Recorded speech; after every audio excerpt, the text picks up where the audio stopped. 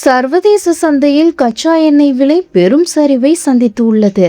Friend கச்சா எண்ணெய் விலை ஒரு பேரல் $71.57 குறைந்துள்ளது. இது கடந்த 4 மாதங்களில் இல்லாத அளவிற்கு மிக குறைந்த விலையாகும்.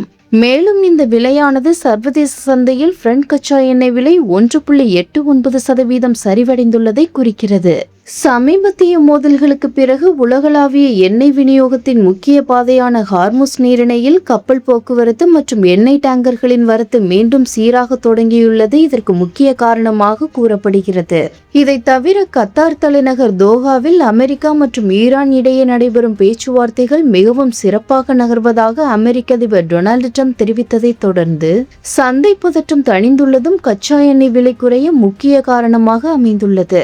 போர் பதற்றம் தணிவதற்கான அறிகுறிகள் தெரிவதாலும் எண்ணெய் விநியோகம் சீரடைவதற்கான எதிர்பார்ப்புகளின் விளைவாகவும் சர்வதேச சந்தையில் கச்சா எண்ணெய் விலை கடந்த மார்ச் மாதம் முதல் இதுவரை இல்லாத அளவிற்கு சரிந்துள்ளது குறிப்பிடத்தக்கது.